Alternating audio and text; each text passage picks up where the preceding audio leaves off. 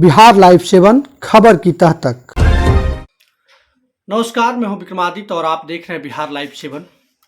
कल यानी कि 1 फरवरी 2022 से बिहार बोर्ड इंटरमीडिएट की एग्जाम शुरू होने जा रही है, जो कि 14 फरवरी 2022 तक चलेगी। और उम्मीद करते हैं कि सभी छात्र इस परीक्षा में अपना उपस्थिति दर्ज कराएंगे और बेहतर ढंग से अपना एग्जाम देंगे, परिणाम बेहतर होगा। जो मेहनत किए हैं उसे परीक्षा में लिखेंगे और उसके आधार पर आगे का भविष्य तय करेंगे। छात्रों का भविष्य इंटरमीडिएट परीक्षा तय करेगा कि आगे वो क्या करेंगे, आगे उनकी पढ़ाई कैसे होगी, आगे का रास्ता कितना आसान होगा। या फिर यूं कहें कि इंटरमीडिएट परीक्षा के बाद छात्रों को खुद तय करना होता है कि वो आगे क्या करना चाहते हैं, किस रूप में अपने आप को देखना चाहते हैं। अपने आप को समझने की समय आ जाता है। इसके बाद पेरेंट्स, अभिभावक नहीं तय करते हैं कि बच्चे क्या करें या क्या नहीं करें।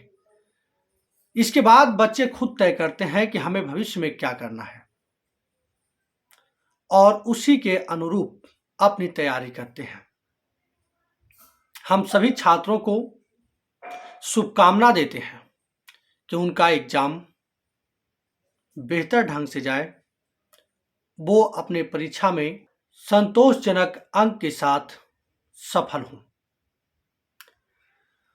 हम आपको बताना चाहते हैं कि परीक्षा कल से शुरू हो रही है, तो क्या क्या ध्यान में रखने की जरूरत है। सबसे पहले हम बात करेंगे टाइमिंग की। जिस तरीके से बिहार बोर्ड ने परीक्षा लेने का फैसला किया है, उसके मुताबिक 2 शिफ्ट में 2 पालियों में परीक्षा लिया जाना है। पहली पाली जो है वो 9:30 बजे से 9:30 से 12:45 तक चलेगी और दूसरी पाली का जो परीक्षा है वो 1:45 से 5 बजे तक चलेगी। जी हां, आप बिल्कुल ठीक सुन पा रहे हैं, लेकिन आपको ध्यान रखना होगा टाइमिंग पे, क्योंकि कई बार छात्र टाइम से नहीं पहुंचते हैं और उन्हें परेशानियों का सामना करना पड़ता है। कई बार छात्रों को एंट्री भी नहीं दिया जाता है। बिहार बोर्ड ने साफ कह दिया है कि परीक्षा केंद्र में आपको 10 मिनट पहले इंटर कर जाना है। मतलब कि प्रथम पाली के छात्रों को 9:20 में परीक्षा केंद्र में एंट्री कर जाना है, जबकि दूसरी पाली के परीक्षा के लिए 1:35 में परीक्षा केंद्र में इंटर कर जाना है। अगर आप समय रहते इंटर नहीं किए तो आपको परेशानी हो सकती है, आपको परीक्षा में जाने नहीं दिया जाएगा, आप परीक्षा से वंचित रह जाएंगे और आपका भविष्य 1 साल के लिए बैक कर जाएगा। ऐसे में सबसे पहले और सबसे जरूरी जो चीज है वो टाइम का ध्यान रखना। अब जो है हम दूसरे बिंदु पर बात करते हैं। हर बार नकल मुक्त परीक्षा लेने की बात की जाती है और प्रशासन तैयारी भी करती है, लेकिन कई जगह से नकल की खबर भी आ जाती है। ऐसे में इस बार बिहार बोर्ड ने यह निर्णय लिया है कि 10 सेट में प्रश्न पत्र को तैयार किया जाएगा। मतलब कहने का मतलब यह है कि सेट सबका अलग अलग होगा, लेकिन प्रश्न सबके एक होंगे। आपका प्रश्न अगले के प्रश्न संख्या से मिलान नहीं करेगा और 10 सेट में प्रश्न पत्र निकाले जाने का मतलब यही है कि एक छात्र दूसरे छात्र की नकल न कर ले।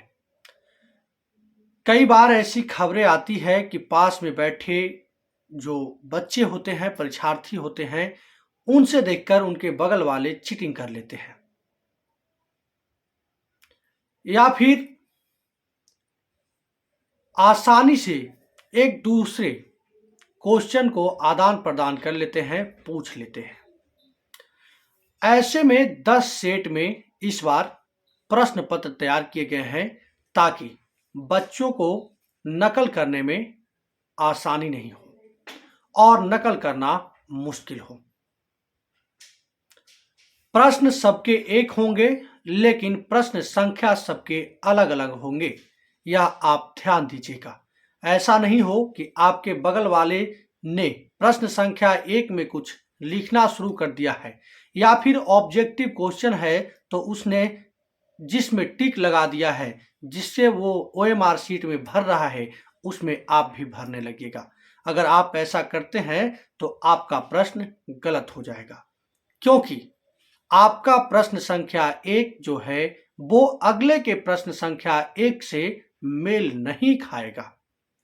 इसलिए इस पर भी आप ध्यान रखिएगा। तीसरी बात, परीक्षार्थियों को यह ध्यान देना होगा कि प्रश्न संख्या या फिर प्रश्न कैसे बनाएं। कई बार छात्र जो है ओएमआर शीट को बिना भरे हुए, मतलब ऑब्जेक्टिव क्वेश्चन को बिना बनाए हुए सब्जेक्टिव क्वेश्चन में लग जाते हैं। ऐसा बिल्कुल नहीं करना है, क्योंकि सबसे पहले आपको ऑब्जेक्टिव क्वेश्चन दिया जाएगा, ओएमआर शीट दिया जाएगा।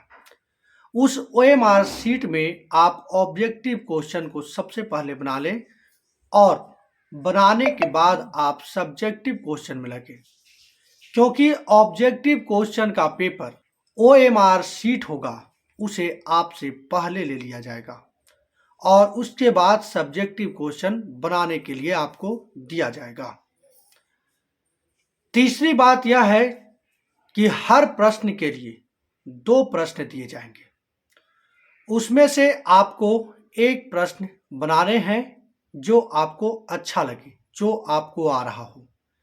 जैसे आपको ऊपर में ही लिखा हुआ रहेगा कि इस प्रश्न में से इतना प्रश्न आपको बनाना है, उतना ही प्रश्न बनाएं, क्योंकि जिस प्रश्न को आप बना देंगे, पहले जो प्रश्न उसमें बनाया हुआ रहेगा उसी प्रश्न को सही माना जाएगा। उदाहरण के लिए हम आपको बताते हैं कि मान लिया जाए कि किसी में यह लिखा हुआ है कि इस 30 क्वेश्चन में से 15 क्वेश्चन आपको बनाना है। अगर आपने 18 क्वेश्चन उसमें से बना दिया, तो ऐसा नहीं है कि आपके 18 क्वेश्चन या 20 क्वेश्चन आपने बना दिया तो 20 क्वेश्चन का नंबर मिलेगा, या फिर ऐसा भी नहीं है कि आपने शुरू में 2 क्वेश्चन गलत बना दिया और बाकी जो है 18 क्वेश्चन सही बना दिया, बाद में जाके टोटल 20 क्वेश्चन बना दिया तो उसमें से 18 क्वेश्चन आपको सही हो जाएंगे। ऐसा बिल्कुल नहीं होने जा रहा है। जो आप शुरुआत के 15 क्वेश्चन बनाएंगे वही क्वेश्चन को सही मान लिया जाएगा। हम यह उदाहरण दे रहे हैं, इसे सच नहीं मानिएगा। आप अपने जब परीक्षा केंद्र में जाइएगा, सवाल पर जो निर्देश दिया हुआ रहेगा उस निर्देश को जरूर पढ़ लीजिएगा। तीसरी बड़ी चीज है, नकल पर हमेशा से प्रहार होता रहा है और नकल करने वाले अभ्यर्थियों की पहचान किया जाता है। कई बार मुन्ना भाई भी पकड़े जाते हैं। ऐसे में आपको जो आता हो, जो आप पढ़े हैं उसे ही लिखिए, नकल पर विश्वास नहीं कीजिए। बहरहाल हम समझते हैं कि आप लोग मेहनत किए होंगे और आप सभी छात्र इन बातों पर ध्यान देंगे। परीक्षा केंद्र में जाकर आप अपना परीक्षा बेहतर ढंग से देंगे। इस उम्मीद के साथ आपको शुभकामना देते हुए, बधाई देते हुए आप सभी को नमस्कार।